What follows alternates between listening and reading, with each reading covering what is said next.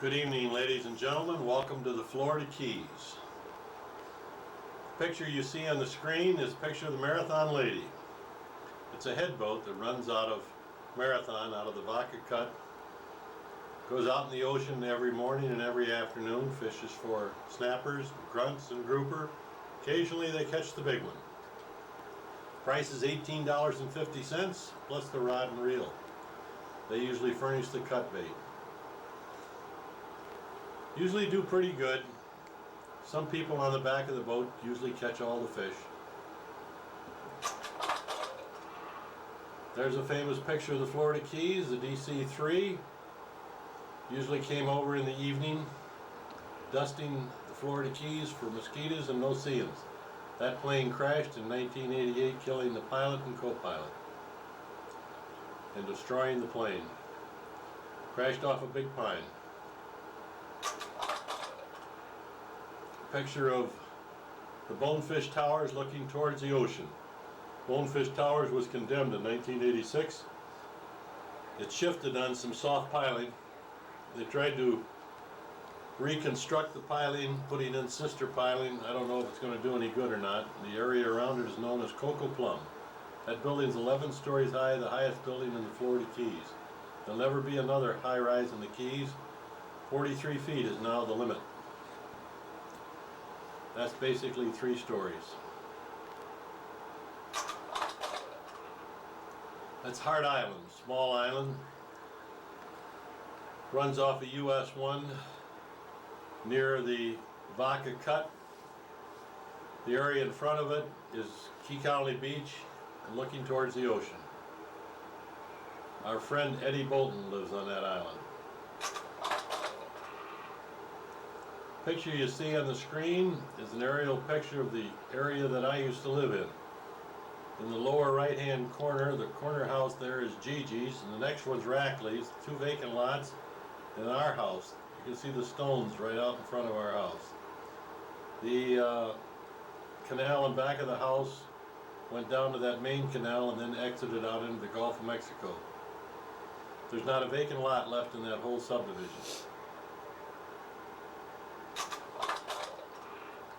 Another picture of Coco Plum from the other side. This was taken from a helicopter that Dan and I took. Betty gave us a ride for Christmas. The area you're looking at is looking towards Key County Beach, looking towards the ocean. That's old Gramps headed out to sea with his load of lobster traps.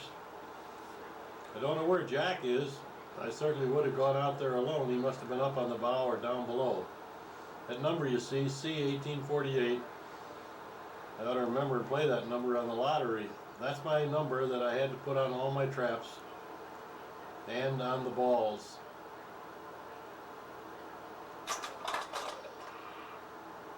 Another picture of the boat well stacked and well loaded. Jack must have done that, or Billy. Coming back with a full catch. The gentleman with me is from Germany, a friend of Willie's. We did well that day. Got a box full, and you can see some on the ground in front. The trap in front there, you can see somebody helped themselves to some of my lobsters. The top is all broke out. Part of the throat is missing. The area that the lobster went down into the trap is called a throat. Once he got in there, he was had. He couldn't get back out. There's Billy,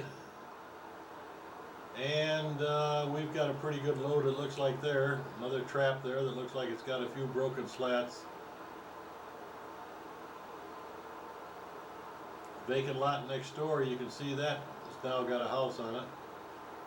All that pretty grass that you see right there we brought in from Miami is all gone due to the drought. Good day there. We got a nice sail. It's a beautiful dolphin. The boat you see in the back is a drug boat that was confiscated that Jim Mateer brought in. He didn't know how to drive it, so Jack had to go out and bring it in for him.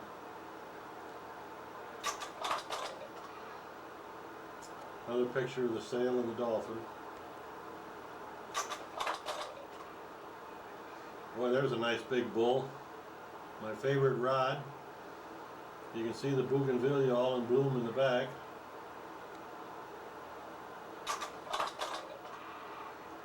There's the house. It's all finished there. We put that outside portage on and that room in the apartment down below later on. But it looks like it's fully completed there. 2 vacant lots on each side of the house.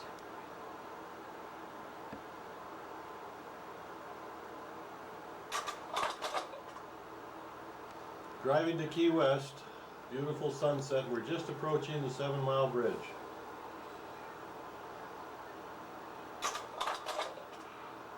I drove the tour bus there one summer, and this is the bat tower. A gentleman, when he first came to the Keys, was eaten up by mosquitoes, and he heard that mosquitoes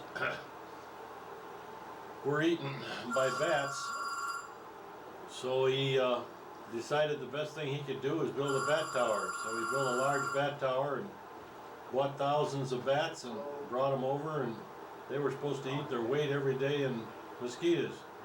He let the mosquitoes go, or the bats go, one night, and they never came back.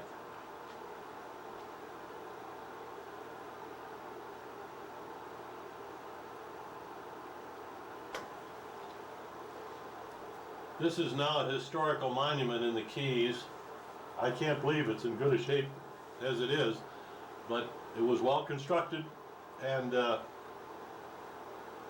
everybody that takes a tour down to the Keys has to stop and visit the famous bat tower on Summerlin Key.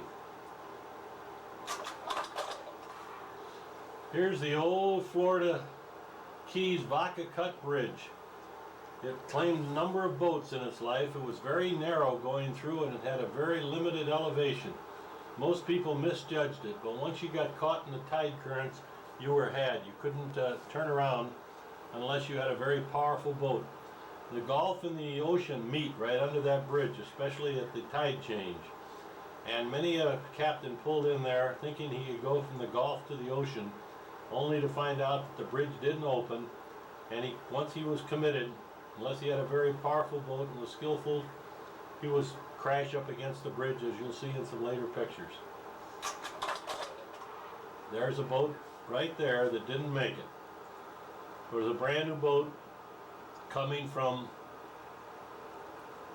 over in Sarasota or Naples, and they were on their way to a fishing tournament in Cuba, and the captain pulled in and didn't realize that his antennas were still up, and by the time he ran up to lower the antennas, he was already caught, as you can see, in the turbulent water and crashed into the boat, into the bridge, and most boats, once they hit, they were destroyed.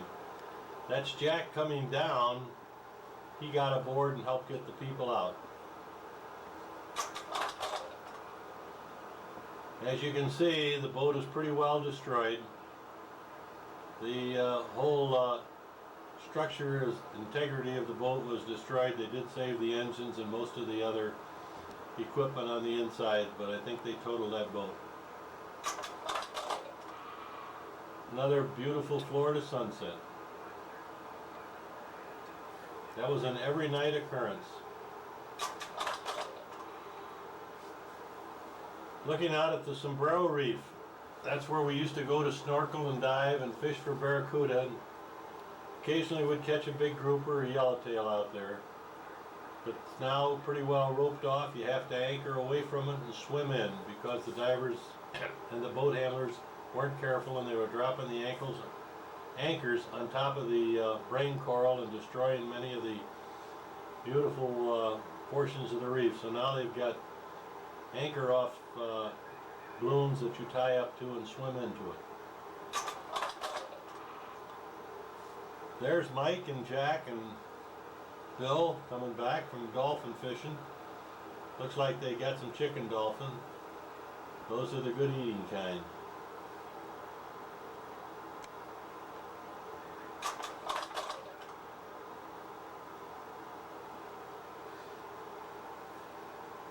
That box you see in the left-hand corner over there is our dip box. It's full of oil. When you bring a trap in, or when you first put them in, the top comes off and you dipped your trap down in there and covered it with oil to preserve it. These are some of the beautiful Florida Keys flowers. There was a time I knew the name of them, but I've forgotten. That's a bougainvillea bush. I had lots of bougainvilleas. They bloom year-round. They're a native plant. Even during the droughts and severe summers, heat, they don't require much water.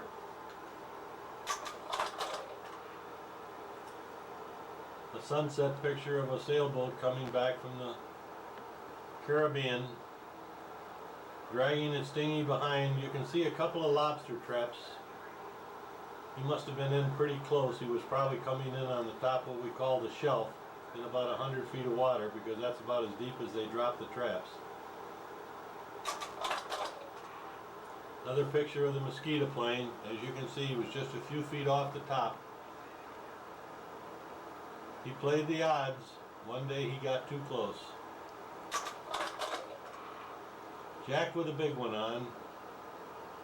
Looks like he's got a light rod. He's fishing right on the edge. You can see the change of the color of the water.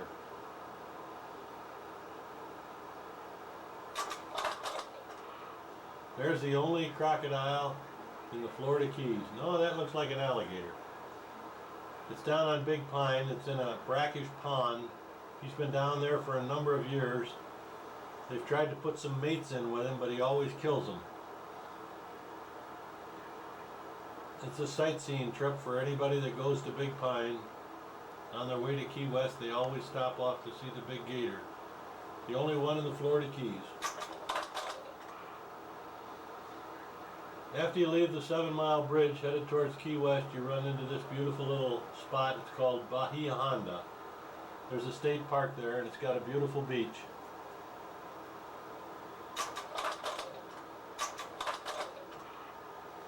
Here the fishermen are getting ready with their traps. You have to soak them in oil. These are all brand new traps. Pretty soon the concrete truck will be coming along and they'll fill the bottoms with concrete so they sink to the bottom. Those are what we call commercial traps. They're a little bit larger than most of the traps that the small man uses. They have big boats with heavy winches that they can lift those bigger traps with.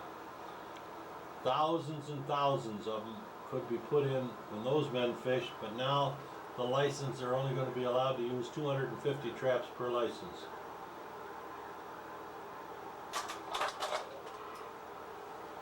Betty looked out the kitchen window one day and saw these two old cars from Ohio. They were going to travel from Key West to Maine.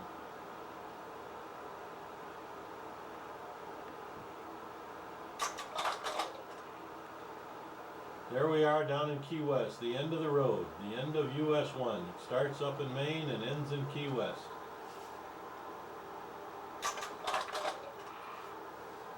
Well, we're back in Toledo, over at Billy's. There's the famous dentist from the east side, doing some of his acrobatic backward dives. Looks like it's probably celebrating somebody's birthday. I might have been home from Florida. Looks like Diane and Dan and Bill and Mary Pat and Mike. Looks like me on the couch.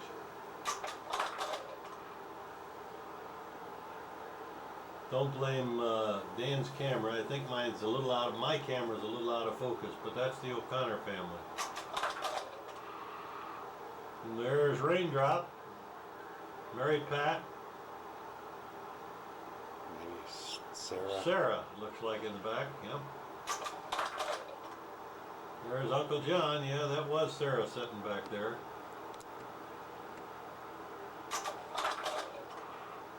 Dan and Diane and Billy with his camera. That's probably the year he bought it.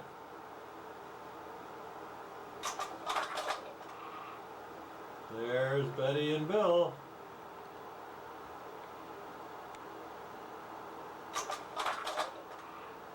Diane and Dan. A little thinner though. Yeah, look how thin Dan is. A little short on hair too. Yeah. That's Jack down at the Coast Guard base. There's the customs boat. This is 1990, and that was probably in 1988. And we had just a few days ago had gotten back from staying at that cabin straight across from there.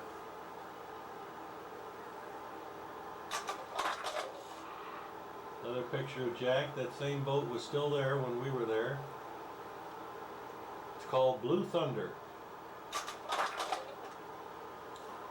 There's Captain Billy with a shark on underneath the 7 Mile Bridge.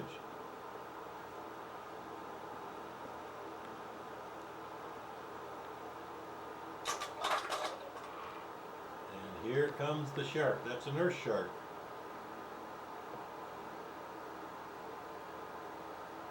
I want you to take notice of the beard Captain Billy has.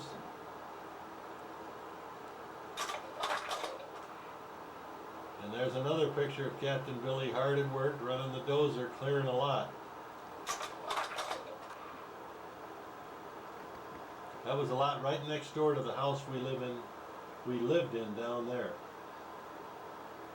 Once you entered into that realm of bugs and no-see-ums and mosquitoes and spiders, it wasn't any fun. And there I go. But that's how they clear the lots down there. Everything is surface root. There's no dirt in the keys. Everything just grows in the coral. You push everything in the middle, and then you bring a front end loader in and pick it all up and take it over to Mount Trashmore.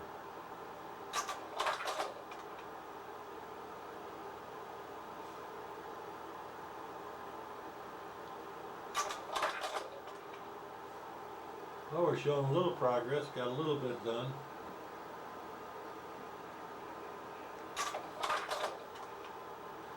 That's just about like the cat that Herman Jaggers got killed with. I remember when he saw these pictures, he told me that the cat he bought was just about like this. I don't know whether the one he had I think it had roll bars, but I don't know if it had a roof on it or not.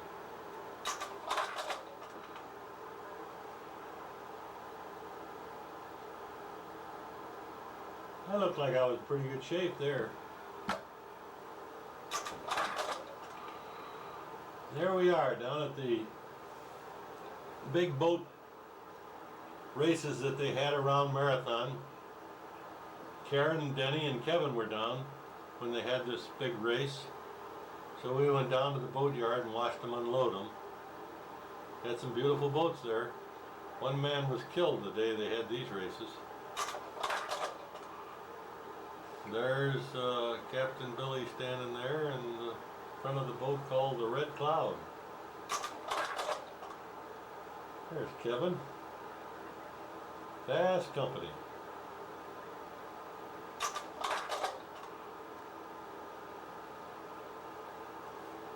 You can't kind of make out what that says there. The name of that boat.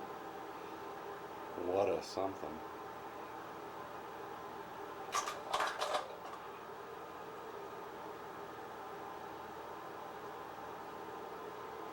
Merc Cruiser teams. Does that say Jaguar? Jaguar. Here's a biplane that a man brought down there and gave rides in. He was the co-pilot in that DC-3 that killed. It got crashed off a big pine and he got killed. This plane also crashed and was destroyed off of Sombrero Reef. It's a Waco. You can see the car that's covered over there on the right hand side. Many people keep their plane there at the airport, and when they go north they'll cover their car. That sun destroys everything. Here we go out on little fishing trips. Bill and Jack and myself, one of the few times the three of us got together for a fishing trip. There's a little story behind that fishing trip, but you'll have to talk to Jack and Bill about that. It was a good day though, but with the picture taken we were on the wrong boat. There we are, waiting for Captain Eddie. Captain Eddie was waiting for us on the other boat. There's a picture that probably won't be duplicated for some time. One morning I walked out and looked in the dock, and there was a pair of man of wars, which is a stinging jellyfish, having their young right outside of our dock. And I never saw anything like it. She was having thousands of them, and each one of those was an instant stinger. I ran in and got a BB gun and shot as many as I could, but she was putting them out faster than I could shoot them. There's Claire and Lee, and a nice day of, looks like mangrove snappers. Yep, mangrove snappers. Good day in the Gulf. Claire and Lee came down quite a few, about every year we were there. We always had a good time and a good bunch of fish were caught.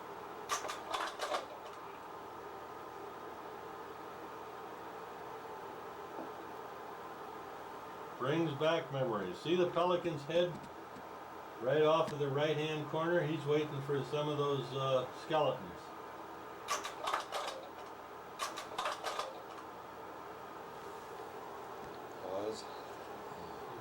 The boat picture here has a lot of story behind it. Sometime with Uncle Jack you're going to have to get the true story. I only know what they told me.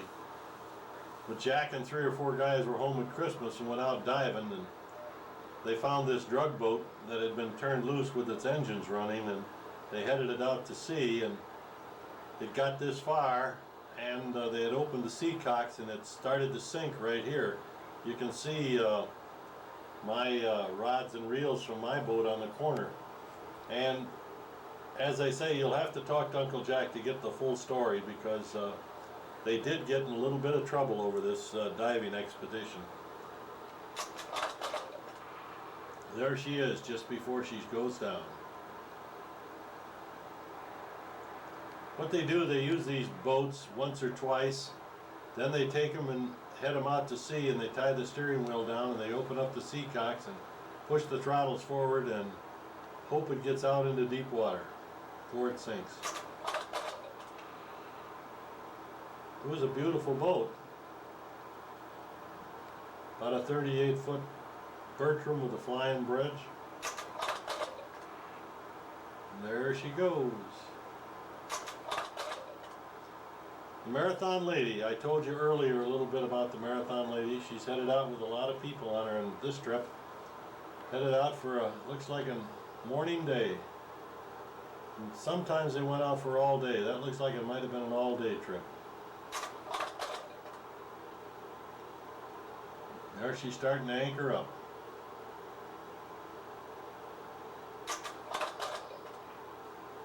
There's Jack and Diane. Diane was a local hairdresser on the island. I think she used to curl Jack's hair now and then. They got a nice dolphin. And there's Claire and Lee. Well, what have we got there? We got some yellowtail and some mangroves. And there's some nice big fish. That one fish that Lee's got in his hand, I'll never forget. We got $31 for it. That was a king. And he's got, looks like a wahoo there and some dolphin.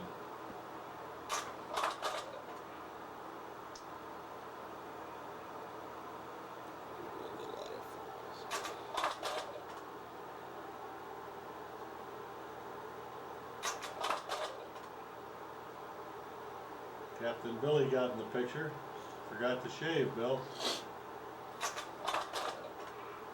There's our old friend George, the local egret. He used to live around our house. He grew up to be a pretty good sized egret. He always ate well at the O'Connors.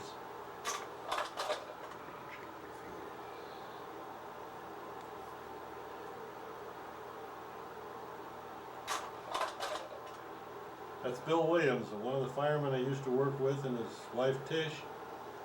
You can see Bill snagged onto a big grouper off of Sombrero that day. Got some yellowtail there and some lanes. They live down at Apple Valley.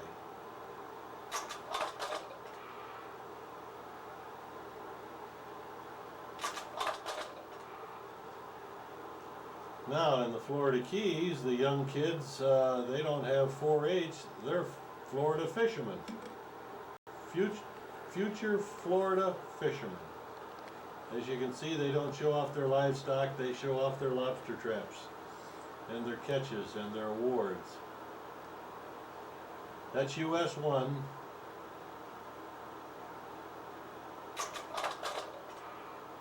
Marathon Chamber of Commerce.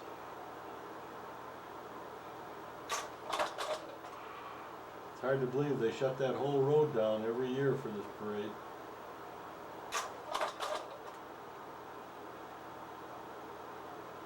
The local Shriners. For you that came down to visit us, you remember that store over there, the Winn-Dixie. There's the Shriners from Key West and Miami. Now we're looking back out towards Bonefish. That's the Key County Causeway going there. Looking out towards the ocean.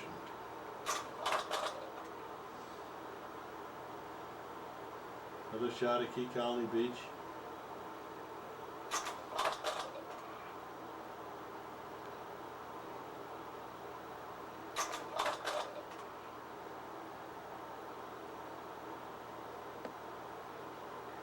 These are some of the buildings that John Black built over on the right-hand side when I worked for him.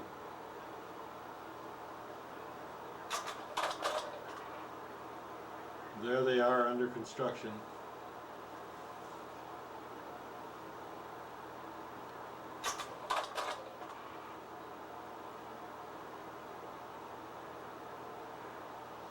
This is looking from the plane that my neighbor, I flew with him this day, and this is just to the right of where we lived. For those of you who remember when we came through Vaca Cut, we had to come out around that island on the left, and there was a cut that went back into a new apartment complex that they built there. After they built it, it was immediately condemned. That's Key, where Willie used to work there.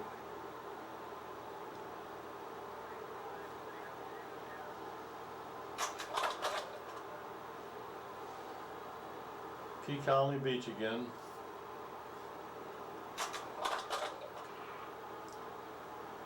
I believe this is another picture Dan and I took from the helicopter. It's pretty sharp, and those other ones we took from the plane, you could see the window on the plane. And this must have been from the helicopter. Right, Dan? Right. Dan was leaning out the window, I remember taking these. Not leaning out the window, leaning out the door. Coming in for a landing.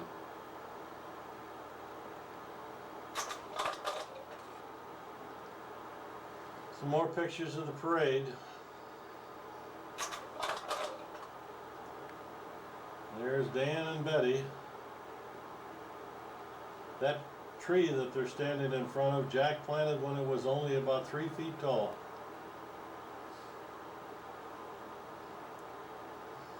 One of Bill's traps out in front, the season must not have been in.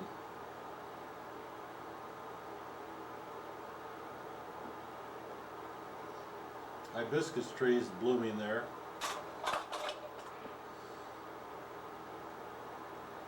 There's the Ford that Betty had the wreck with. I forget what year that was. Pretty good car until the accident. There we are getting ready to go out fishing or taking a ride. Another picture of Jack and Jim. I think Jack was going to take Jim out and try to teach him how to drive that. Yep, there they go. They brought that boat back that day and tied it up at the dock, and it sat there for 2 years and nobody ever drove it. They finally towed it away. Billy with a big barracuda. Wish we were back there, don't you, Bill? Billy and I coming back from lobstering.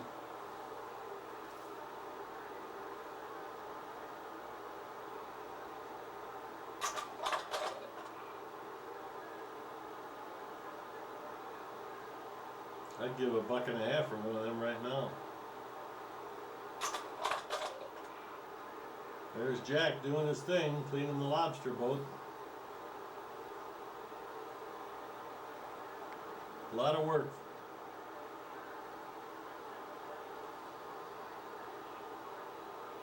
See that table? That's how the traps came up. You came up to a trap and the table was down like that, and then Jack had kept the rope and handed back and put it over that nigger head on the end out there, and I'd pull it up and put it over the winch here on the left hand side, and the minute the trap hit that table it'd fall into the boat. Take the lobsters out. He was at the next trap and push that button there and it'd flip it over. He'd be ready to pull another one.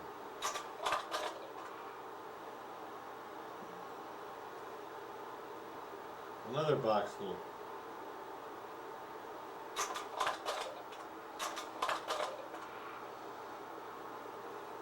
There's Karen and Kevin and Grandpa out there teaching Kevin to swim.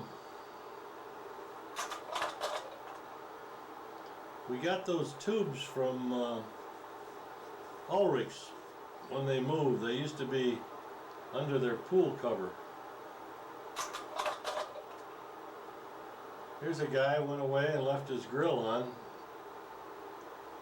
Went fishing and burned the house down. See that little speck up in the middle of the picture, that white speck? That's Fat Albert. That's the balloon that's up in the sky that's supposed to watch for the drugs and the boats and planes coming in from the Caribbean and from Cuba. That's Grandpa teaching Kevin how to swim. He's hanging on to that ring with dear life. Here's Kevin going across over to Martin's to an Easter egg hunt. The Martins were our good neighbors across the way, and they always had something going. This year they had an Easter egg hunt, and they had all the local kids around the neighborhood over there.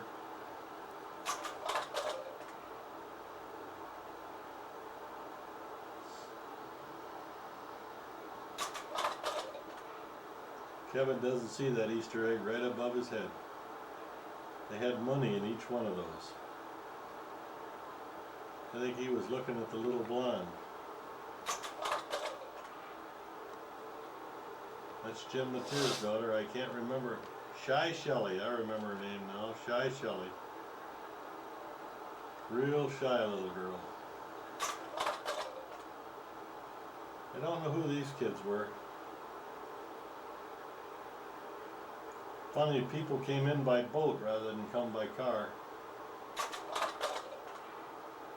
And that's Mateer's boy, and I sure don't remember what his name was. There he found one.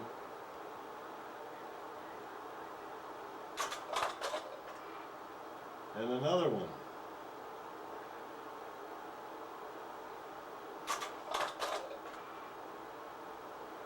There they go, the people leaving with their boats, looking over towards that beautiful house O'Connor's had across the canal. You can see my bougainvillea are really starting to grow. That beautiful green lawn is now nothing but burned out sod. Whenever you sell a house in the Keys, you have to cover it with a tent and pay the man to come out and bug it. They fill it up with poison gas for 3 days and kill all the critters, and then you're allowed to sell it, bug free.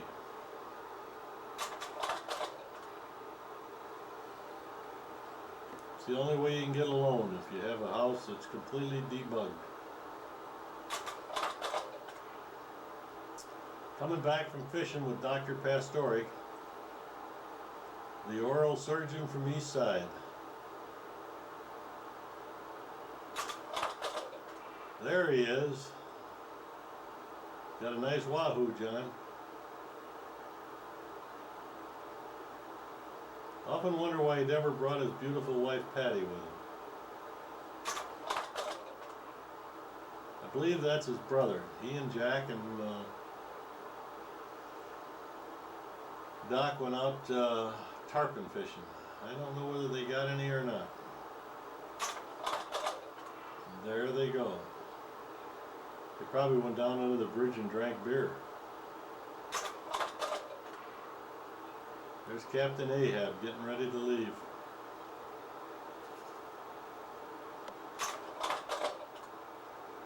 This helicopter stopped in one day across the street for a hamburger. All the dishes started rattling in the house. We didn't know what happened.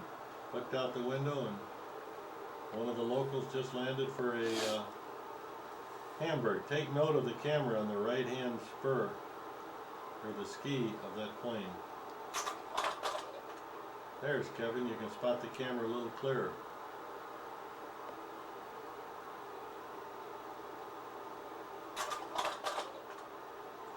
There's Karen.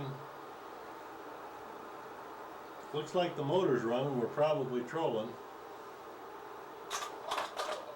Yep, she got herself a cuda. Looks like we're probably fishing down by Sombrero.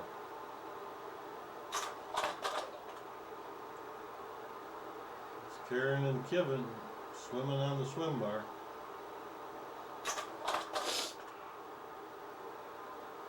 Won't be long they let go and swim away. There we are down at the famous Bahia Honda Bridge. They blew that section out. You had to crawl through that little hole to get over it. I kind of got stuck.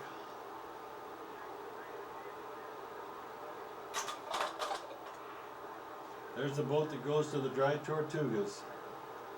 3-day trip. It's about 100 miles from Marathon, 50 miles to Key West, and then 50 miles off Key West. They go down there and really catch some beautiful fish. You'll see in some later pictures. When this picture was taken, I think the trip costed $100. Now it's probably $2. This was probably one man's catch right here.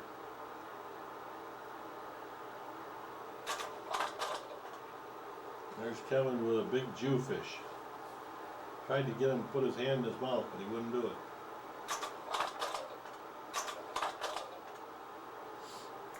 Kids have just arrived in the Florida Keys. They probably had their bathing suits on before they got out of the car. That looks like Matt diving off. And here comes Mike.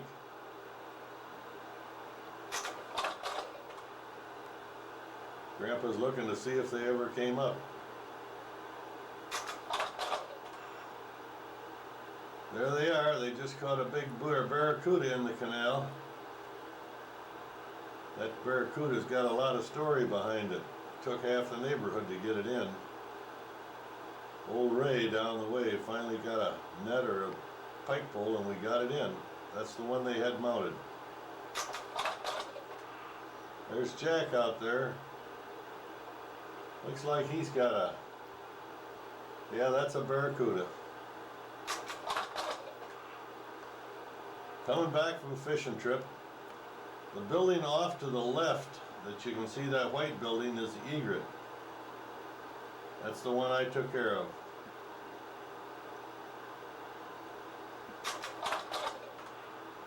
There the boys are. These pictures are a little out of sequence with another picture of that big cuda. There's the Shark Festival. Every year they have down in the Keys. Guys go out at night and catch those big sharks and bring them in. That's over at Key Colony Beach.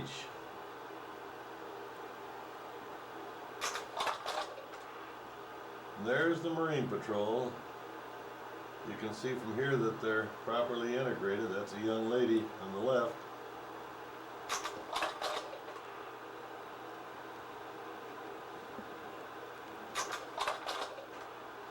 There's a plane that didn't make it at the airport. I don't remember all the particulars, but I think a guy was showing off for his girlfriend and didn't quite make it. You can see the old DC-3 parked at the end of the runway. This picture probably should have been in one of the earlier sequences when we were talking about those traps. Well, there comes the cement truck. Fills the buckets up with, and the wheelbarrows with cement, and then they dump them in the bottom of the truck. They line that whole street down there on 41st Street with traps. It's a big day in the Keys. It's like thrashing. All the people come to help make traps. And there the balls are. They've all been freshly painted. A lot of the girls on the island have a hobby of ball painting. Paint the balls and then put the man's numbers and stuff on. I kind of think they got 10 cents a shot. There's Mother's place, Fisherman's Hospital. She spent many an hour in there. A lot of her alumni are running around marathons. There the boys are, ready to go home. You can look across the street there and see that property across the street. There's now a big white wall up there. Looks like the Norfolk pine behind them is doing well and the flowers are all in bloom. There's Jack down there feeding the pelicans. It's Dick. Oh, I'm sorry, that's Dick.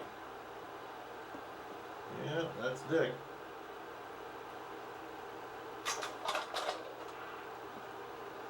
There's Dick and Dad.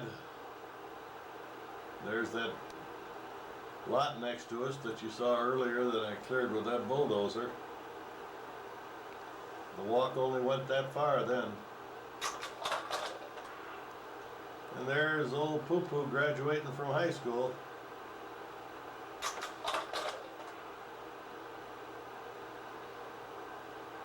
That's his buddy he's walking with there. That's one of the kids that got in a little trouble with that dope boat that went down.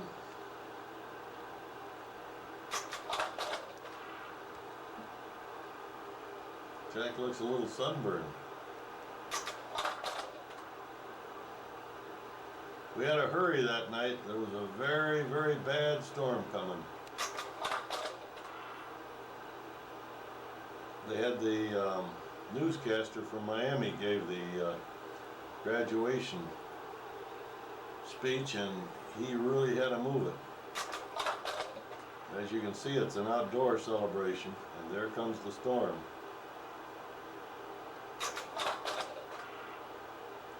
These are some pictures of houses that we built when I worked for John Black and Bill Stepp.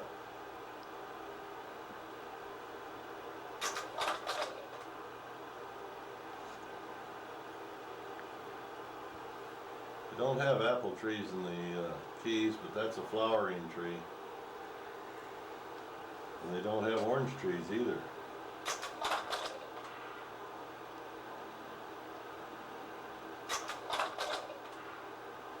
Some more bougainvillea. You can see that big seed pod right in the middle of that palm tree there.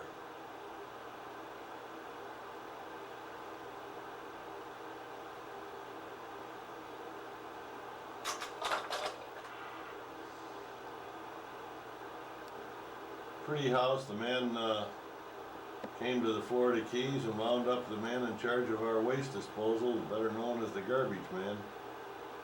Really had a beautiful house and always kept the lawn real nice. Another one of the houses that we built. The guy was about 5 foot tall and she was 6.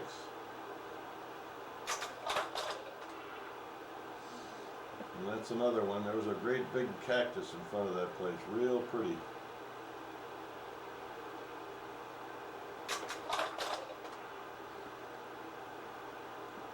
We built this for the banker and we just finished it and he passed away.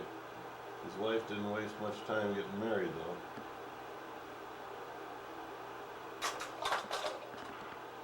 There's the bank we built. Betty and I put up all those letters. She stood in the parking lot and I was up there gluing them on. They looked like they went up pretty straight.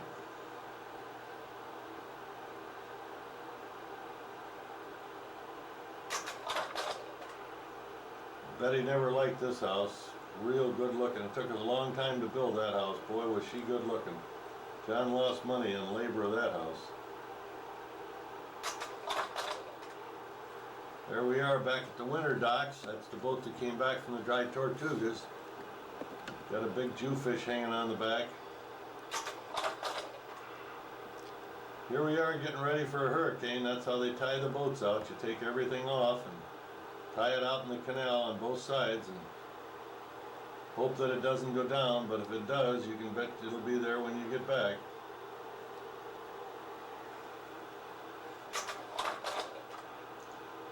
There the house is. We got her all buttoned up. You can see the awnings are down on the side. The shutters are all closed in front. Nothing laying around the lot. Most everybody left the island. Here we are down at the DAV building, the building that I helped build. The people are all in the shutters are all down and everybody's down there. Most of these people came to live in the DAV building during the hurricane, lived in trailers, and houses that probably would have flooded if there would have been a hurricane. Another shot of the same. This is the day after the hurricane. The rainbow's up there telling us it's all over. We didn't get hit very bad. Another good day on the lobster boat.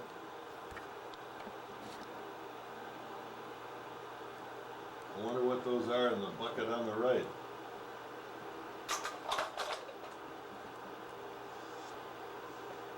Those were the good days.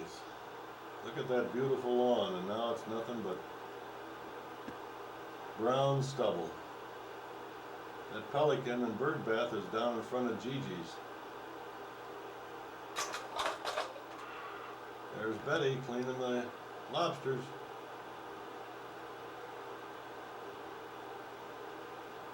The only house in Florida you could come and get all the free lobsters you wanted to eat. That's George, our neighbor across the way. I don't remember exactly the details on the sinking of that boat, but Jack dove down and put some slings under it and they blew it up and got it back up. George's wife there had a serious heart attack and stroke. She was a young woman. There's Gigi floating down the canal.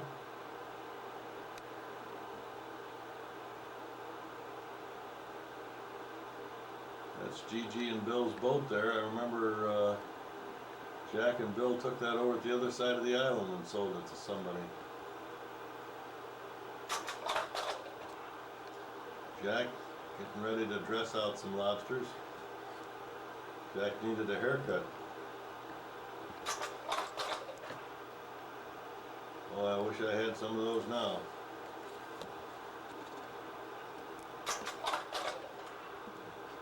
That's the little boy across the canal. Boy, he's got a couple of big ones. There's Jack's bug in the background.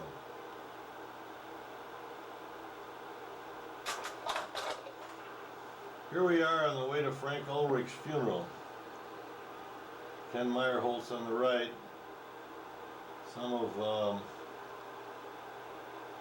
Frank's daughters and daughter-in-laws and grandsons aboard.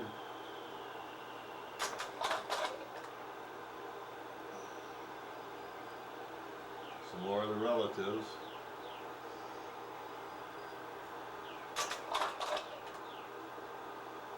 Here we are out where we're going to bury Frank, out past Sombrero Reef. You can see they just sprinkled the ashes. Some of the flowers are visible on the surface. There's no cemeteries in the Keys except the one on Big Pine, so most everybody is buried at sea.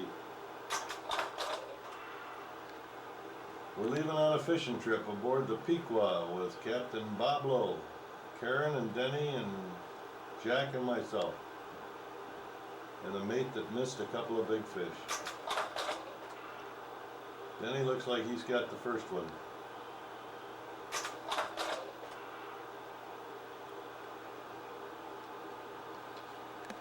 He's making a little bit of a splash out there.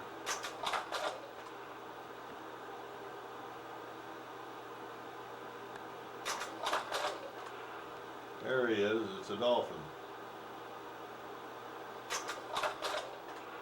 And another one. And Karen's got one on. Oh, that's a beauty. That's what they call a reef cuda. Full-grown barracuda, 5-footer. He'll give her a fight. And here he comes.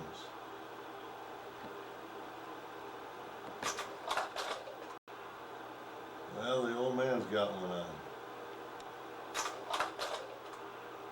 A tunny, it's a little tuna fish, a bonita. We'll save him for bait for later on. Here comes a nice big dolphin in. Jack just lost it, but it wasn't Jack's fault. The mate dropped it. Then he's got a barracuda.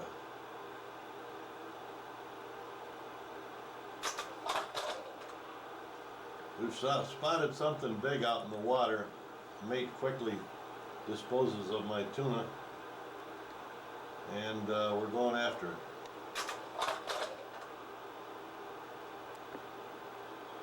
Looks like Denny might have it on. Just our luck, a shark. Another nice dolphin going in the box. And here we are home.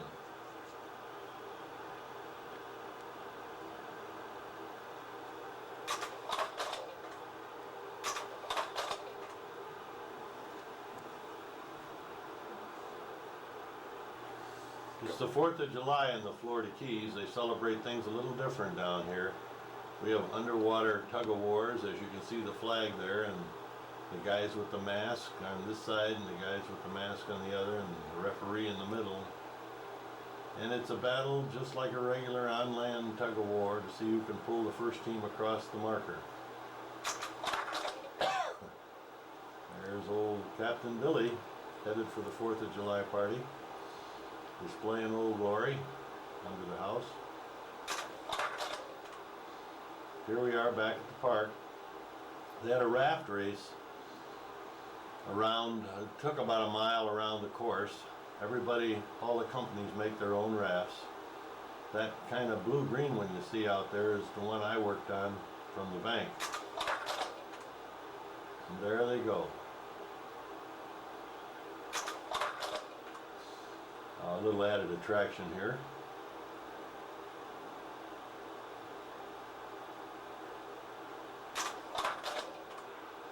And here they come back.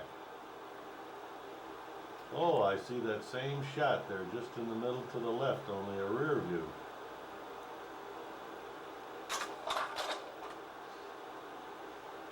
Here comes one of the construction company rafts. They cheated, they had a sail. There's a one-man operation. Cut that out of a piece of styrofoam.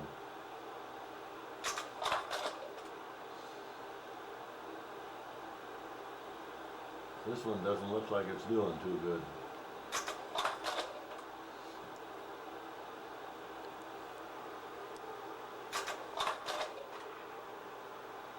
That one never got started, it doesn't look like.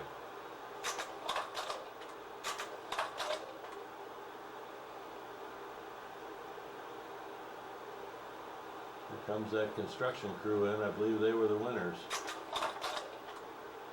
There they are, with their shovels for oars. See that case of Bud up front?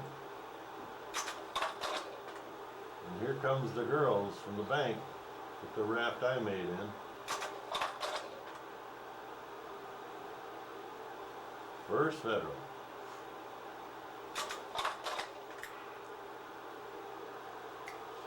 We didn't realize it till the next day, but none of the girls could sit down. I forgot to pad the seats. There were some beauties on that boat. They weren't, that's not a raft, but they were just spectators, but I didn't have a zoom lens.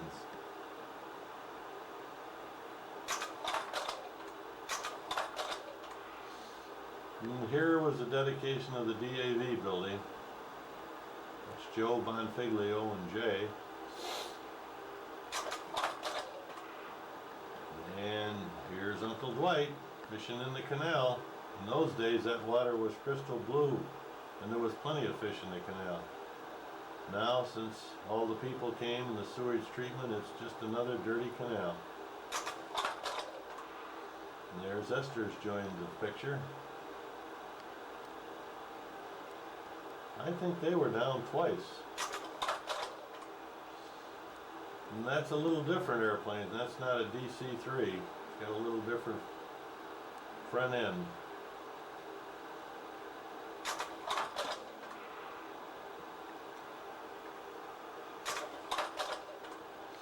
Jack's high school project, something to do with wind.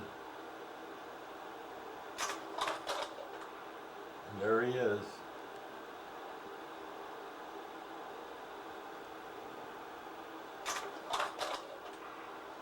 There's our beautiful rock garden that we spent all the time putting in, and then we found out that it was scorpions love those rocks, and the house suddenly had a lot of scorpions in and around it, and we had to get rid of it.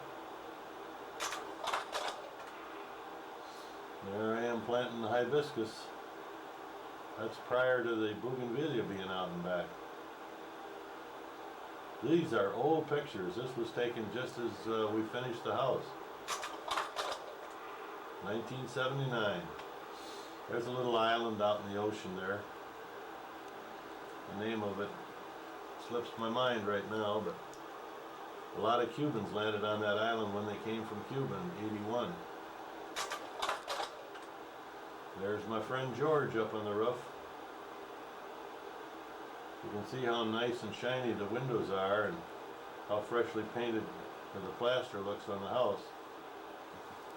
It's just finished about this time, 1979 it was completed. This picture's out of Sync 2. Here's some more boat pictures of that boat that was in the accident earlier.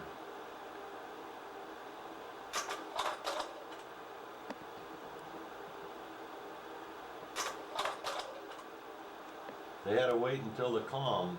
The tide now is completely evened. So you can see there's a line attached and they're pulling it off.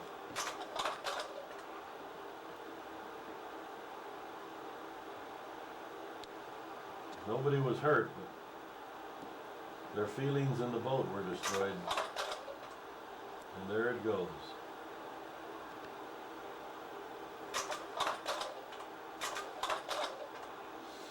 This is how you plant a tree in the Florida Keys. You call Jimmy the tree hole digger. Depending on the side of the tree you want, he brings out his unit and drills you a hole in the rock. And you buy the tree, which is laying on the ground over there in Miami. And when Jimmy gets the hole just right, you can't go too deep or he hits the salt water. He measures the size of the root and he drills that deep, and you stick it in and throw a couple of bags of black sand in, and instant tree. There's Grandma standing by me.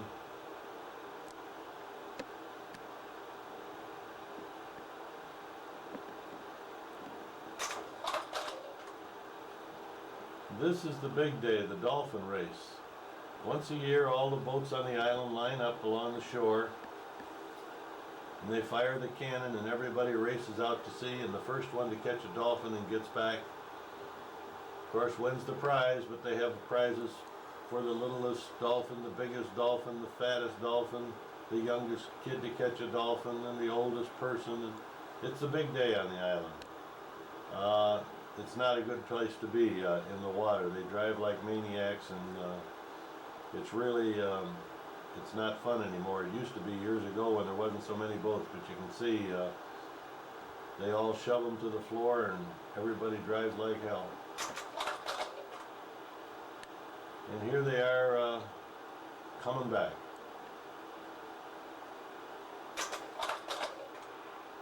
This is Betty and I, and I don't know who the girl on the left is, standing there watching the festivities at the park. She looks like she's eaten a few lobster in her life. More boats coming back.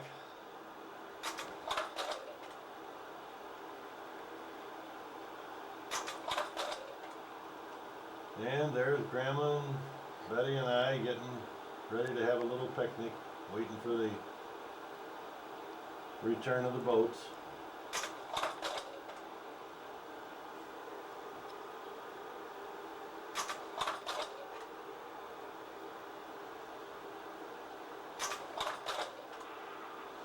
This is a picture of Boot Key Harbor. It's kind of a cemetery out there for old boats that are abandoned. They're starting to clean it up. When people's boats would start to deteriorate or just be abandoned or stolen, they seem to always want to bring them over to Boot Key Harbor and just run them up on the shallows there and let them rot away. It's going into Marathon from Boot Key Harbor.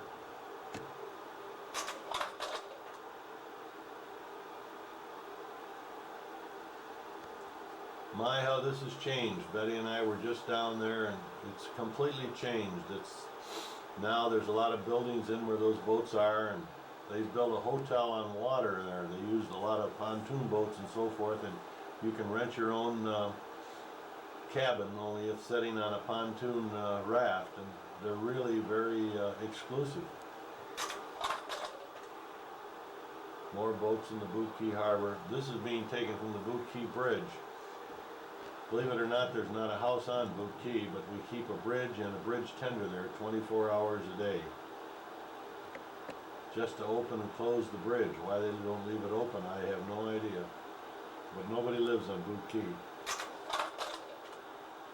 The Knights Key railroad car, left over from the days when they built the bridge.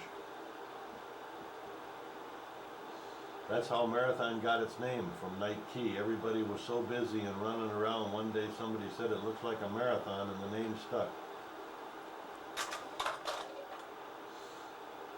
There's Frank Ulrich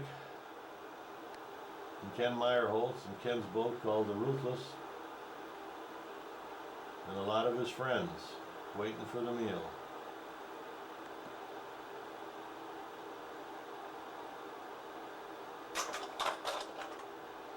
Another picture from Ken's. Sold that boat to Ray Krieger. Ray never could handle it.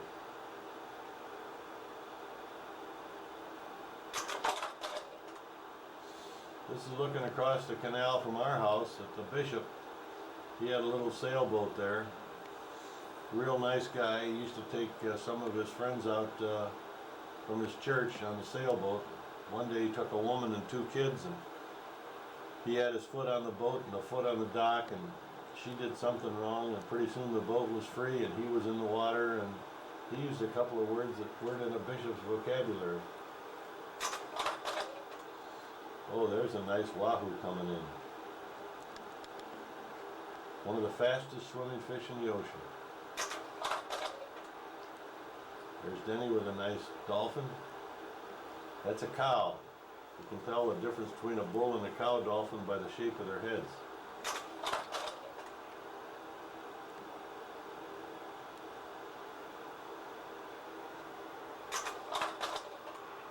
There's the old DC-3 again. Boy, he's close there. Now look at how close he is. Just below the treetops. That's looking over towards the ocean, towards US 1. Well, look what we got here. Little Kevin. And Karen and Denny, and now that's down at the Bahia Honda Bridge. They're building the new bridge that you see across the way.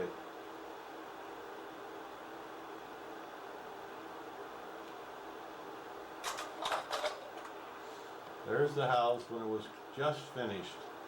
The additions, of course, you can see are not on it. My dock isn't even in yet. But the house is totally completed right there. Just about the time we took possession of it. Stay on that a minute. You can look across the way there and see Burger King. There was a little homemade road across the way that the kids had put in, and I spent hours and hours and many a time fighting that road, and I finally put enough junk in there and traps to stop them from scooting across there.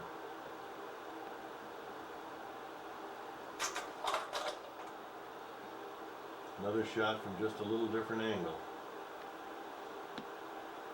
When you pair the pictures, you see we ran the porch all the way across the back of the house eventually and left it open at the top and then put a complete bedroom for the apartment.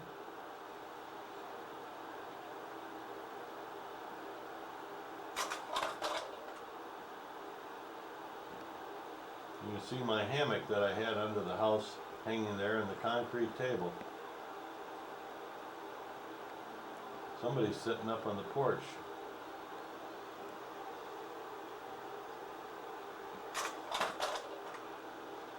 Now this is the front of the house when it was just done. Looks kind of funny, doesn't it? Before all the shrubbery grew up and the trees, you can see the little palm. Remember we talked about that little tree in front? That's just as it was planted. It was about 3 feet tall. And we're starting to put the bushes around it and some rocks. Cactus out here in the left corner. We don't have the dolphin up on the front either. That was just as it was just about completed. There's the old cars we saw earlier. Some of these pictures are out of sequence.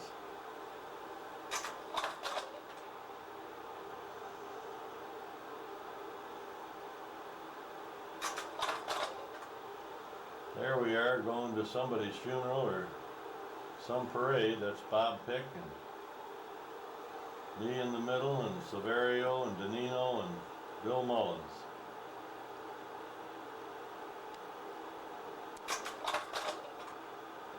These pictures were taken by mistake. Thank God they were, because we don't have many pictures of Grandma. We put the wrong slides in the wrong camera. Jack's out in front there spreading the stones and putting in some bushes. Jack worked hard on that house.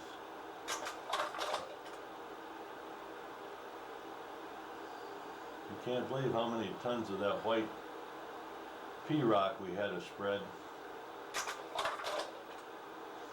There Jack and I are diving. I think we're at Pennicamp here, I'm not sure.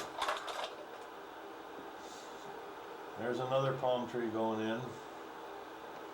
You remember that Jimmy the hole digger, that's the tree that he dug the hole for right there. Mr. Martin gave me that tree, a friend of mine over in a couple streets over. There's one of the trees we planted that didn't live. It was a mahogany tree. It would have lived, but we didn't know that when they planted them, they go into shock and they lose all their leaves and everything for a few months, and we thought it died and we took it out. And back to our diving.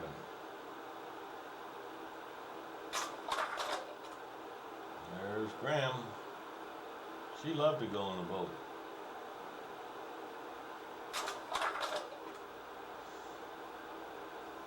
Wrestling with another tree. You can see how hard it is to dig those by hand.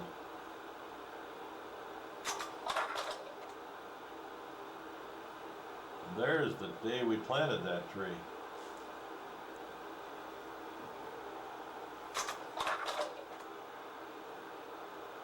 Back on the boat.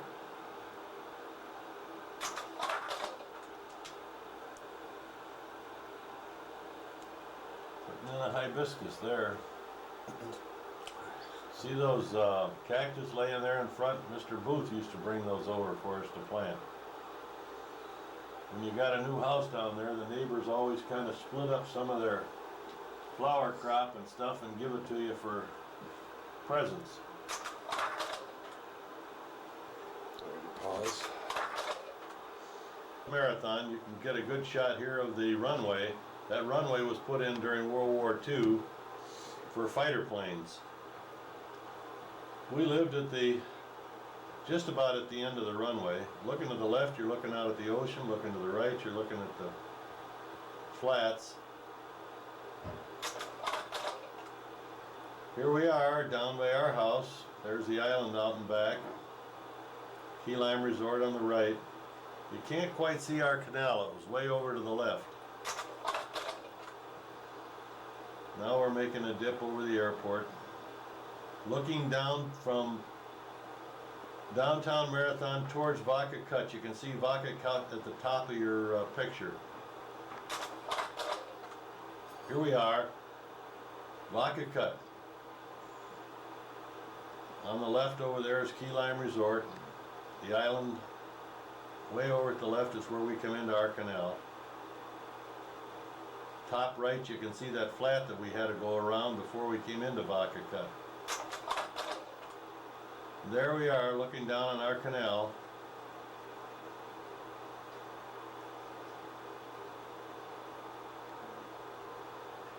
Looking from the Gulf towards the ocean. You can see our canal going up to US 1.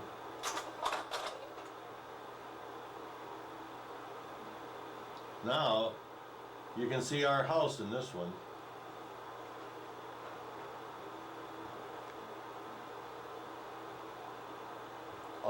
Almost in the middle on US 1 there.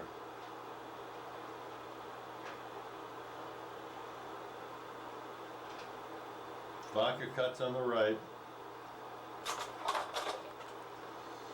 There's an old tugboat coming home, dropped off its load. We're out in the Gulf Stream. See how blue the water is? Probably 500, 600, 700, 1,000 feet deep there. Here's Sis home feeding the pelicans. I don't know who got more fun out of this, the pelicans or Sis. She's got one doing tricks. Straight down the chute.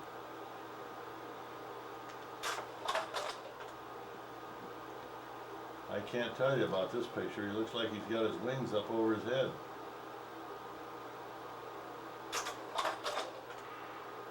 There's a sclare. Got some nice fish there. Yellowtail and porgies. Sis with a nice cuda. We never brought cudas home unless we were trapping. Then we'd bring them home, cut them up, and use them for bait, but I don't think the lobsters even ate them. I never had too much luck using cuda. There's a nice dolphin in the water. This was a day I remember we went all fishing to donate the fish for a fisherman's child that Betty delivered that was deformed, and we caught the most fish that day, our boat. Now there is a sight you won't see very often, a whole bunch of big bull dolphin, a few cows. We had so many dolphin, they were so big they wouldn't fit in the boxes. Look at the size of those beauties. Now remember I told you about a bull dolphin, see how his head is shaped? It's kind of blunt. That's a 40 or 45 pound bull there.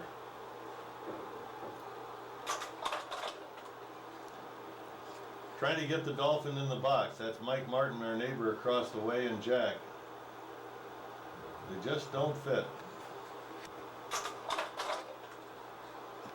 Well, we're finally back home and the work begins cleaning the boat. There's our old friend skimming the treetops. Jack and I, this is after we moved off of First Avenue, and we rented this house over on the ocean, and Jack caught the biggest bull that we ever caught while we were down there. He was just about 50 pounds. What a beauty. I wanted Jack to have him mounted, but Jack thought it's $50, we got $1 a pound for him, so we cashed him in and filled the boat up for another day's fishing. But boy, was he a beauty. There the old boy is laying on the hot concrete.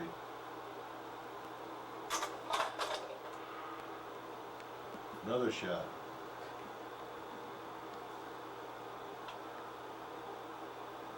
That house right in back belonged to that famous painter, Eric Gebhardt. Just in case I forget, the other end of the block, Clem Whitman lives. Sometimes I can't remember his name.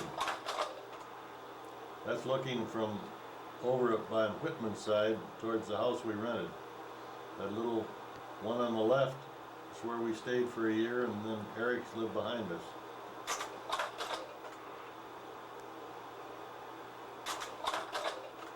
Now you're looking out to the ocean. We were the second house off the ocean. The one on the end is Slim Whitman's house.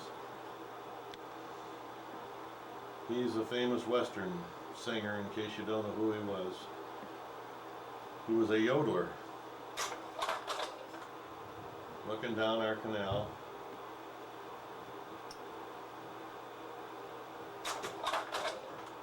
It's hard to believe that the fishing was not as good in this canal as it was in the one where we used to live on the Gulf, and this had a direct access to the ocean. Now we're down on the dry Tortuga boat has just come back. You can see all the beautiful fish they brought back. Those are mostly yellowtail, mangroves, lanes, mutton snappers, reds. Beautiful fish. Big thing on the island, every Sunday at 4 o'clock, most people go down to the dock and watch the Tortugas boat come home. There's Louis Funk. He's got a nice big pompano in the right hand and a big hog snapper in the left.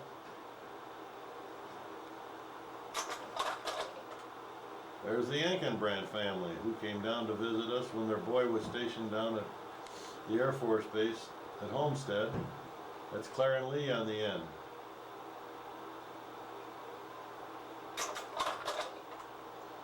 And back at the O'Connor house. This is just about the time we moved. Boy, it sure looked pretty then, but they haven't taken care of it at all. Look at how high those trees are. That's an orchid tree way on the left, higher than the house.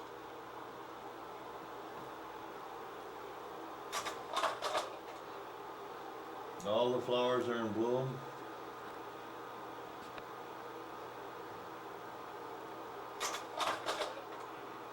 That's Jim Mateer, the drug agent. His 2 kids out in the paddle boat. He went to Taiwan. There's Sis and Dad out in the paddle boat. Back in Ohio, I think this was my birthday. Grandma doesn't like my beard.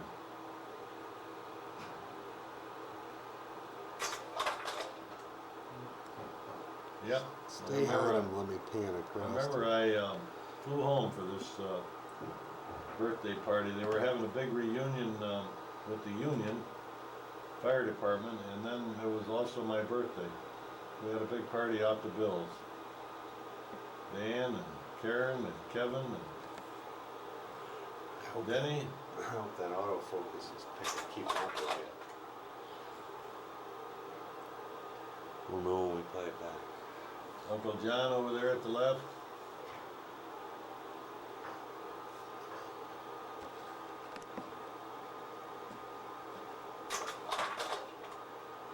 I think this was probably the last get together with Grandma O'Connor.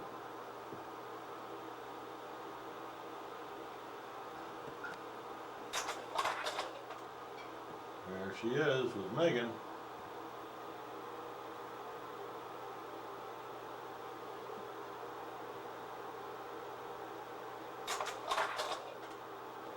There, back in the Florida Keys. So out fishing with some firemen. Boy, we got some pretty fish there.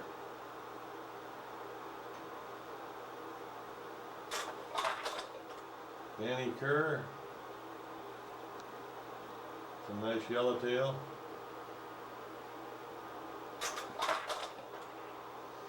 And the tank, the pumper driver from Sevens. Benny.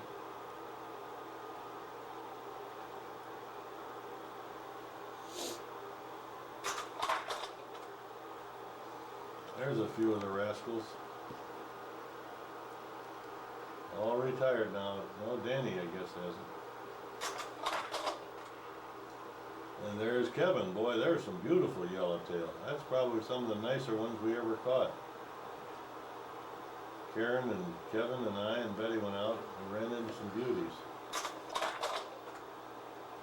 There she is, Miss America.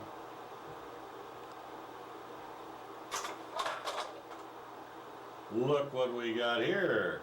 The school teacher with a big barracuda. She had that one mounted. Susie caught that off of Yellow Rocks Reef.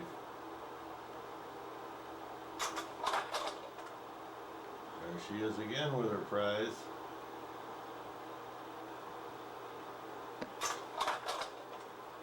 There's Jack with a big sail. He was home and he had his shoulder hurt. I think you'll see it in the picture coming up.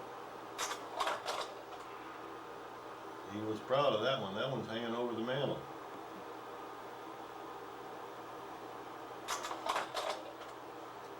Yeah, there he is. Look at that big bull dolphin. His arm didn't hurt him that bad enough not to catch that sail though, but that was a three-way catch. Betty saw it, Jack caught it, and I put it in the boat. That's a beautiful bull there.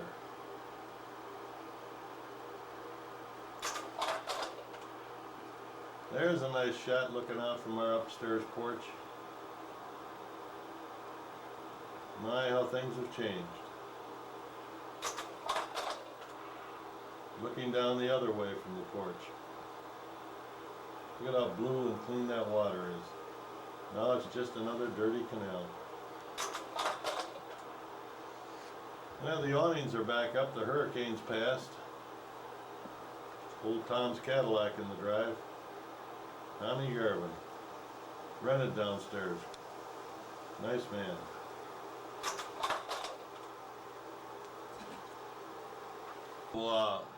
Park Service Fort Jefferson National Monument, which lies about 50 miles off of Key West. It was a Civil War monument prison. The famous Dr. Mudd was put out there, and he's the one that helped the prisoners during the yellow fever epidemic during the Civil War. It was abandoned for years, and now it's a Department of Interior park. The only way you can get out there is by boat or seaplane, and they do have tours out there, and they do keep a couple guards. There's no fresh water, and it's just a nice trip to go out there for a day and back. This is a shot from the air. As you can see, the high walls around it. Then there's a moat, deep channel moat, natural, that was put out there. And no one ever escaped from there, I guess, because that water is alive with sharks. Some of the best fishing in the world is out there also. Strange place to build a prison in the Civil War, but they did it. I bet the cost was tremendous. They ought to be using it again. There it is. Beautiful sights. The dark water is deep, and the greens are shallows, and the black are flats.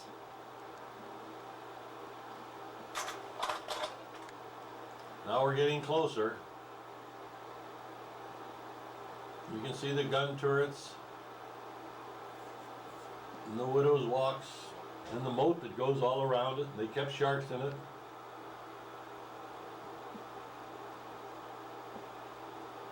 If you had to build that today, it sure would cost a lot of money. These are the columns. Every bit of this had to be brought from Key West by barge and boat. All the labor had to go back and forth. Remember, there's nothing out here, absolutely nothing. No fresh water, no vegetables. It's all rock, just a coral reef.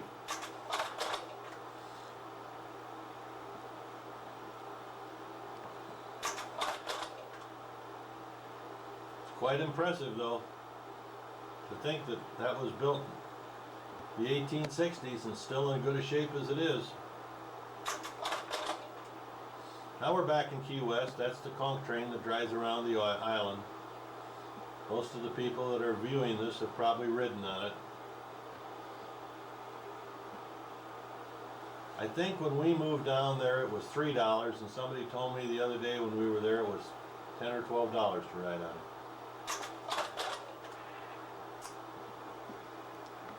The Mallory home site. I'm not familiar with all of these sites that you'll see here in Key West. I did drive the tour bus, but I've forgotten a lot of them. I believe that's the oldest house in Key West.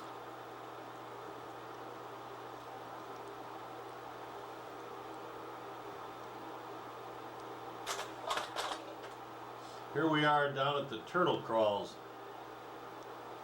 That's where years ago all the turtles that were caught, thousands and thousands of them, were brought in there and butchered. These shells were sold for souvenirs, and the meat was canned and sold fresh for restaurants all over. And it's quite a tourist attraction. Not anymore, because I stopped there a couple of weeks ago and the place has gone downhill. The crawls in the back are all collapsed. You can see there's still an old turtle up there on top though, but it's nothing like it was 10 years ago. Most of the stuff was still pretty well intact when we moved down there, but there's only 1 or 2 turtles left out there that they keep for pets, and most of the crawls and the areas where they penned them up are all deteriorated and fallen in, and they won't let you go back there because of insurance problems. Looking down at Key West from the air,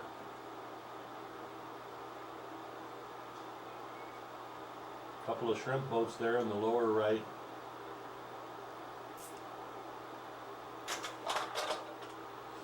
An old building downtown Key West. It burned, I think, in '85. It was a beautiful building.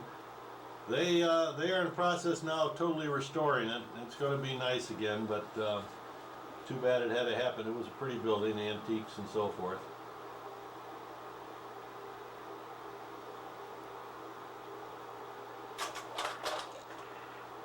Another old building in downtown Key West. Land is probably as expensive as in Key West as any place in the world.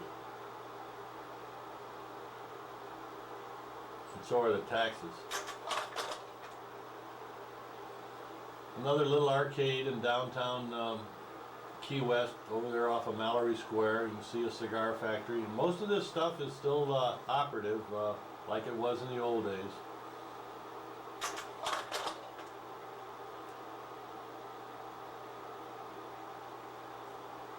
Looks like Hemingway's house. In fact, I'm sure it is. Yep, it's Hemingway's. We're on the interior now. His bedroom, a lot of his antiques. Hemingway had cats, and they all had 6 toes. That's how you could tell if it was a Hemingway cat. Dining room. There's some of his cats. They still have them. See them laying on the chair there? They have the run of the house. I don't know whether that was by law or some type of a decree, but his cats are still around there. Living room. Cost you about $5 to go in there now. His swimming pool and backyard. Moving down the street, some of these are bought-in slides because you can tell by the dated cars. The old Key West Lighthouse on the left. Frangipani trees. One of the more beautiful houses on the island. Still looks exactly the same. I don't know who it belongs to, but they have a pink in color, trimmed in a light green, has a tin roof. Most of the buildings in Key West are tin roofed and tile roofed. I don't know the significance of the tin, I guess because of the severe weather that they have. Very little air conditioning in Key West. They usually get breezes. Another bought-in aerial view. There's the old road approaching Key West. Of course, it's all new super highway now, but that's the old road. You can see the little islands that connect to US 1. People have private residence on them. This is one of my shots from the air. Same picture, only probably years later. You can see the different formations of the water, the shoals and the deep parts and the shallows, the mangroves. Key West Lighthouse again. That's a button picture, but that man still is down there and still sells seashells and conchs and displays fish. There's the old bridge, the old 7-mile bridge. Here's some natives cleaning fish on the dock. Those fish they're cleaning are called grunts. It's the staple for most people in the Keys. You can catch grunts any place, anytime. They're not bad eating. They're like our perch.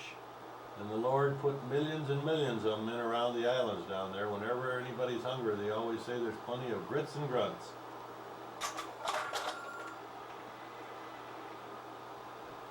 Some more old homes.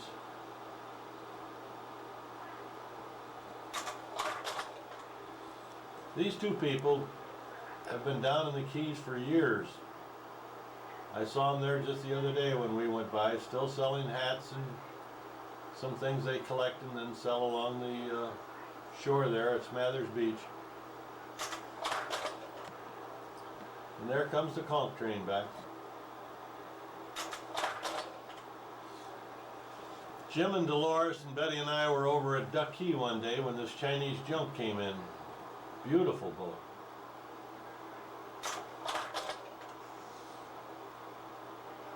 Every night down on Mallory Square at Key West, performers come down and sit down and do their tricks and peddle their wares and put a coffee can out in front and hope that somebody will drop a coin or two in. For you that got my $22 bills, I don't know if we got a picture of him or not, but this is where he sells his $22 bills. The Love Man he's known as. There's some shrimp boats going out from Key West.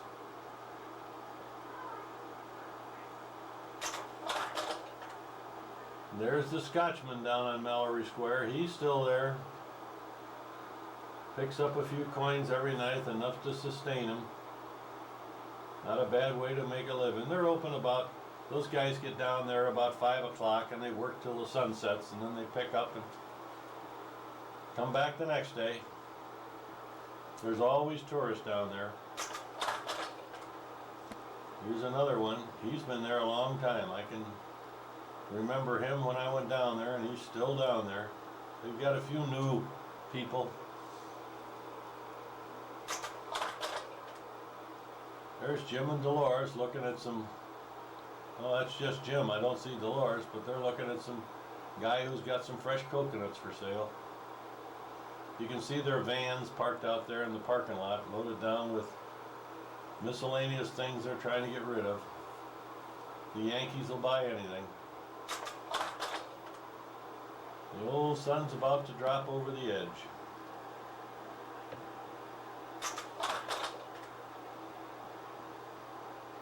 They say that's the most beautiful sight in the world at Key West and Mallory Square.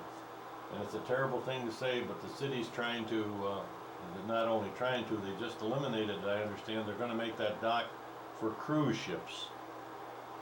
So you won't be able to be on Mallory Square anymore and watch the sun go down. Cruise ships will be tied up there.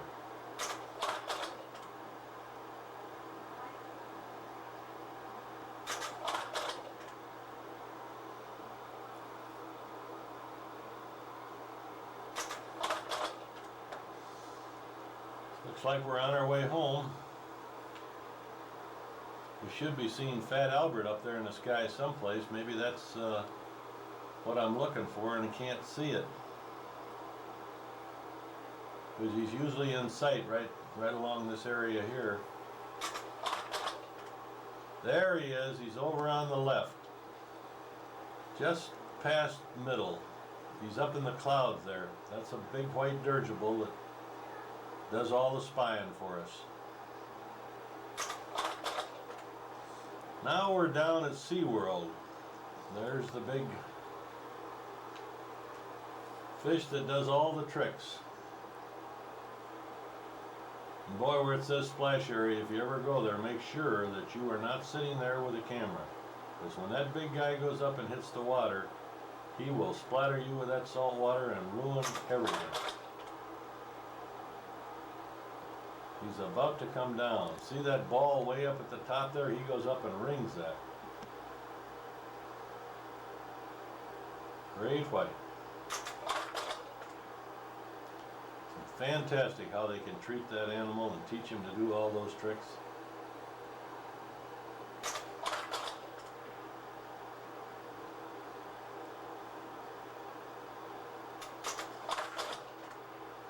There he is, the end of the show.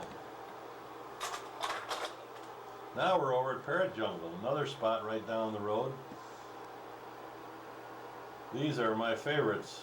I always was a bird lover, but these parrots, and they run wild there. This jungle is not, they're not confined at all. They live there and they fly around Miami and they fly any place they want. But they are very wary of strangers, and they're very, very hard to catch. A lot of those parrots are worth $2,000 a piece, but a lot of people have tried to entrap them, but they can't.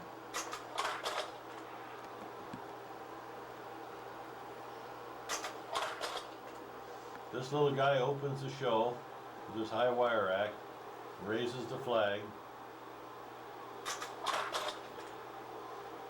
There's some of the wild parrots just setting up on trees and perches around the jungle. This most beautiful trip to walk around Parrot Jungle. Trees and ponds. Here's the little guy raising the flag. It's a military parrot, by the way. I guess there's about 50 kinds. That's a white cockatoo. Here's a little guy that puts a puzzle together. They got another one that plays cards. I was fortunate enough to be one of the people picked to play a game of poker with him. And first, I think the deck was stacked, but he won. Here you are walking the grounds. They have every kind of a tree and bush and all kinds of beautiful things to see there. It's right on US 1, just outside of Miami. Also the beautiful flamingos.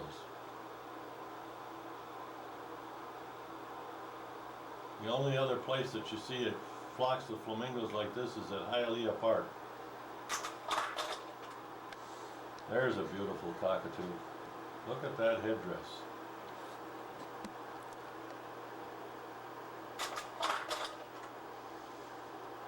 Here we are diving down at Pennicamp. There's the great statue on the bottom. That's one of the only national underworld sea worlds. It's like Yellowstone, only it's underwater.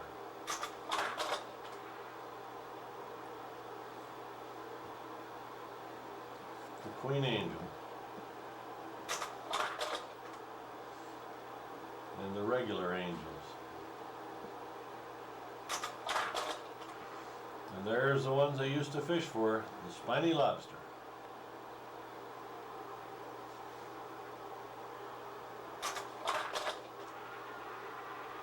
All kinds of beautiful butterfly fish swimming around all the time.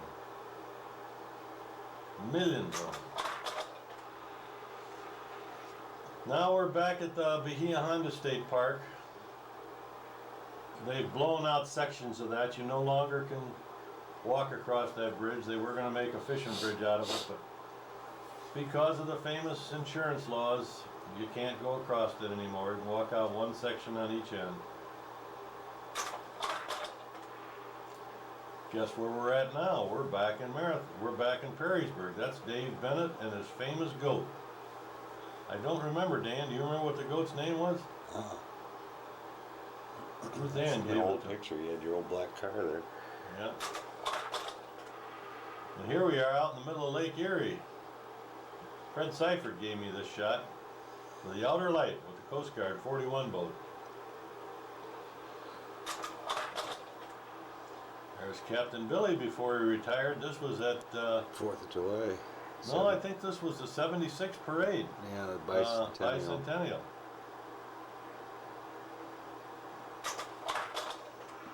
Yeah.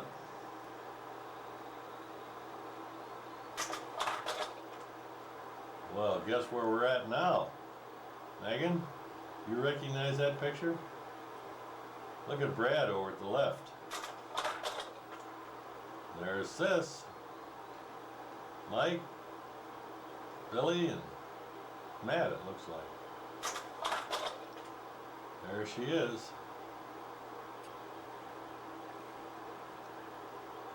What's that hanging over in the front there, Megan? There she is. She's lost weight up there.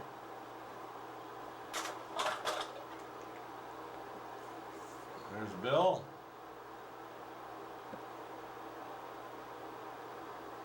Billy and Mike, Megan and Brad. The round pool. There they are. This must have been another 4th of July or birthday.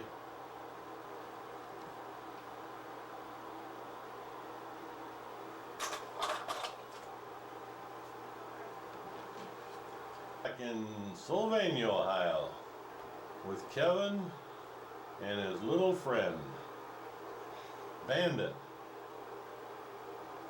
They've both grown up a little. And there's Bandit doing his tricks with his mistress, Karen.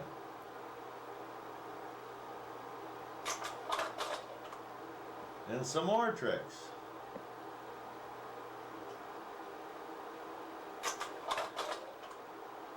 There he is, getting his reward.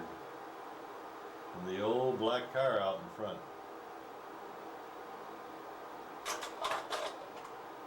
Look what we have here. I'll turn this over to Dan. Well, it looks like Tommy Schneider on the left, Jim Thornberry, Dave Schmaltz, Dan O'Connor, and Kenny Gale. And that would be 1981. Where's the chief? I think taking the picture. Oh.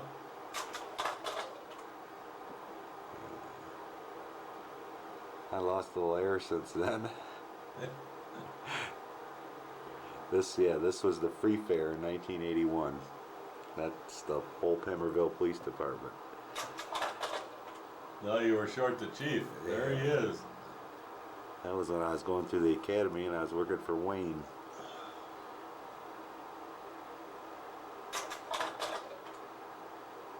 Here we are out to Pemberville. We had the big party out there every summer, and Grandpa O'Connor brought the fish down, and everybody had a good time. That was Harrison Park. That was Harrison Park, yeah. There's Lee and the Doc and Billy and Big Bill, and that looks like Mark and his wife. And probably that Billy over on the end. Maybe Jimmy, I think, or Tommy. And down in the front there, a couple of their children. Tom's kids, I think. There's Dan backwards.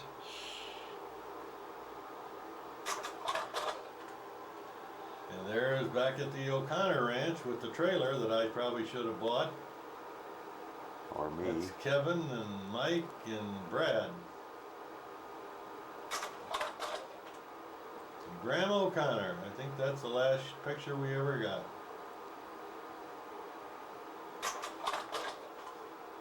And Betty and Grandma. And her Key West purse.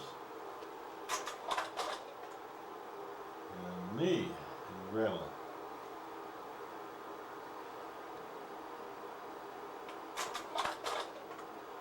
There they all are. Mary Pat looks like she needs to go on a diet there. I think she's pregnant with Katie. Oh, Dan says she's probably pregnant again. Katie doesn't see the light yet. There we are out at the Swanton Fair. Harvesting time. Dan looks like he could use a diet there. Yeah, I was drinking beer.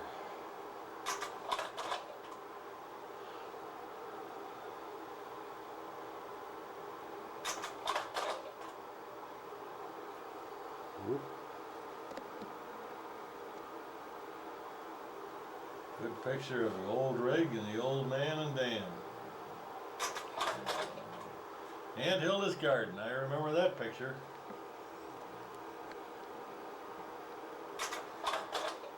And there she is, the backyard queen.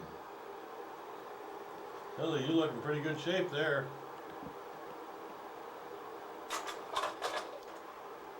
Now we're down here by Dick's house down at Wapakoneta. Neil Armstrong's museum.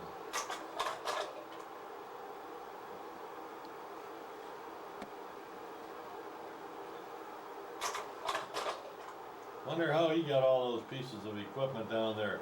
I tried to get one for the veterans down in Key West and couldn't do it. Guess where we're at right now? Larry Beckler, Catawba.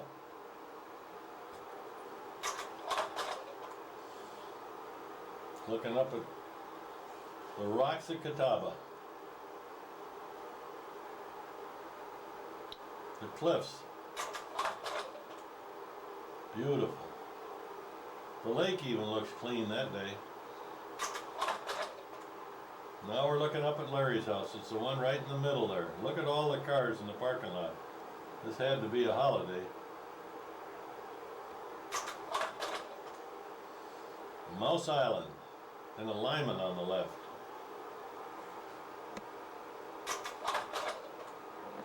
There goes the ferry boat across.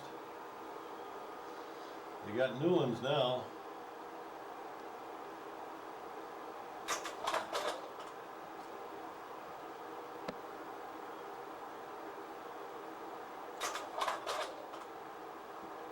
There's one of the finest boats ever made, the 25-foot Lyman.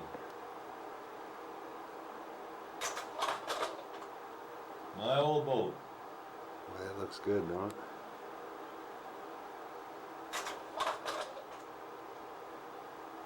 Approaching Key West, Put-in Bay. There's the lighthouse, the big brick house on the corner. Oops. There's the lovers.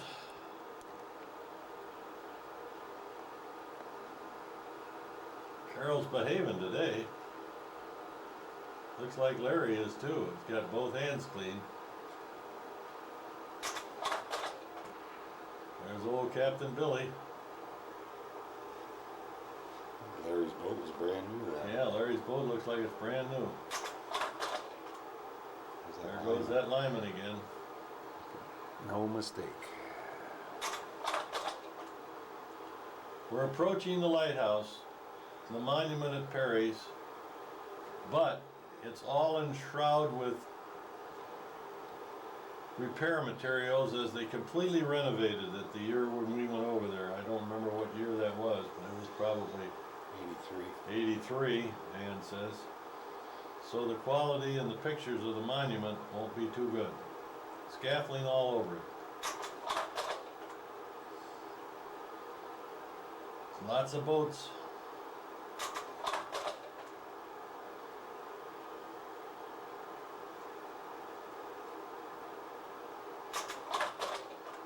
The water tower's gone now. The water tower is gone? Yep. By design, or did it fall down? They wanted to save it and couldn't.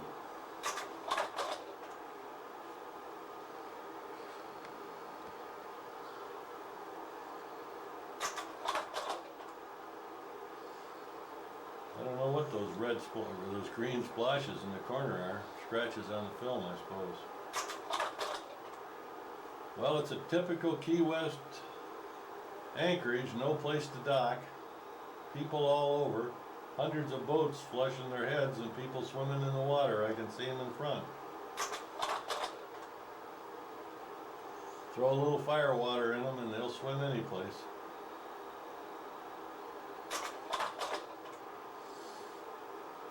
Somebody's got our sailboat out, Dan.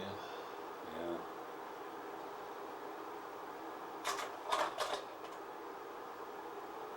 Now we're headed back. We might be headed over to Lanza's, I don't remember.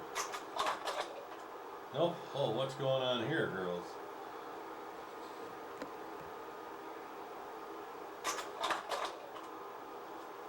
Yep, that's going over to Lanza's. I don't remember the guy's name that ran that. He used to belong to Bayview though. There it is. A lot of misspent youth right there in front of Lanza's and inside. Memories, memories, memories.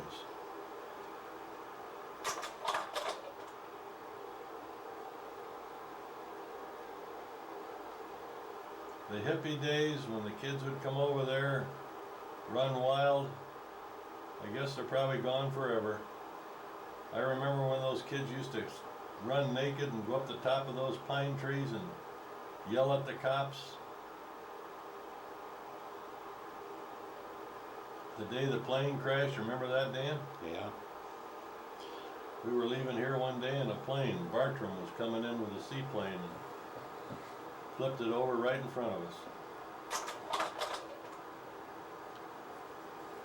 There he is, getting ready to go back to the mainland. And here we are, back at the dock. Larry doing his thing. Boat still looks good, Larry. Sugar Rock. You done? Portion of this film, I'm now going to turn it over to your new narrator who will explain some of the pictures he took in Washington. You're on, Dan. Okay, this is from our honeymoon, the Washington Monument. It was closed the day Diane and I wanted to go up in there. She wouldn't go up anyways. You can go ahead and flip it. That's the Jefferson Memorial. And back you can see Kennedy Center. Go ahead and flip it. Capitol Building. This is a bought picture because the concrete's up on the drive now. You can't drive up there anymore. Smithsonian Institute.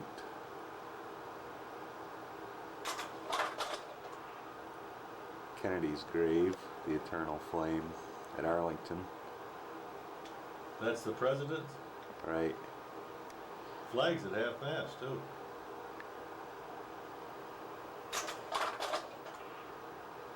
Mount Vernon, George Washington's home.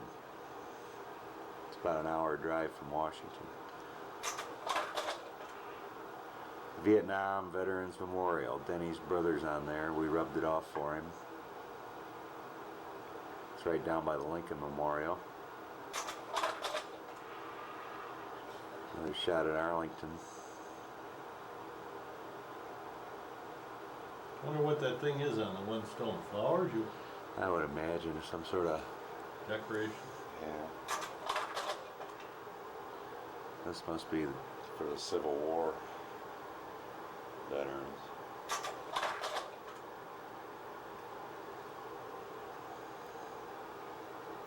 There's thousands of monuments in there.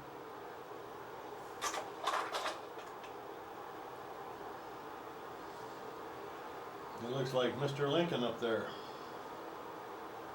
Yep. I think these are Gettysburg now. Go ahead. Yeah, this is Gettysburg. What did the tour guy say? If you read every monument, it'd take you 71 years, they figured, to read every one. Round Top. If you've never been to Gettysburg, make sure you go there once in your life. Rent the tape. Rent the tape, right. Mr. Lee. That's looking across. Right about where he would have been in battle, they said.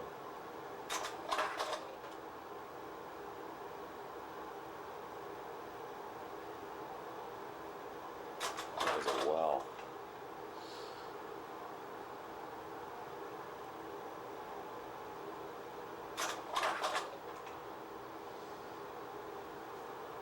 Beautiful sights in the fall there, wandering through those trails, those picket fences.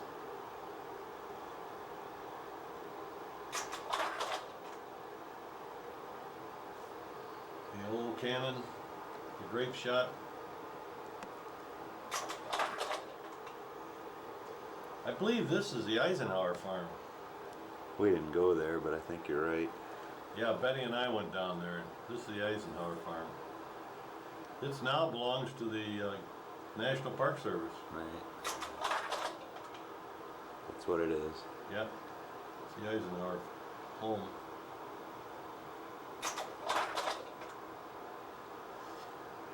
Some more of the fortress.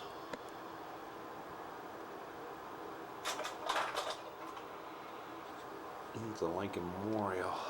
The Lincoln Memorial.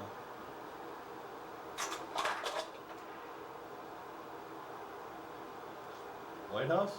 George Bush's house, yeah.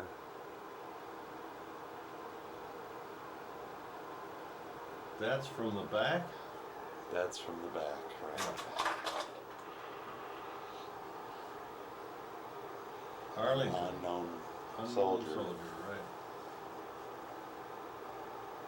They call that the Home Guard, I think. 24 hours a day, 7 days a week. 24 hours, 7 days a week, and boy, you have to really be sharp to be selected to that. I think it's the 1st Cavalry. Yeah. 20-minute marches. Home Guard. Is that the end of it? Well, folks, that concludes this tape. This is Dan and I's first adventure of filmmaking. We hope you enjoyed it.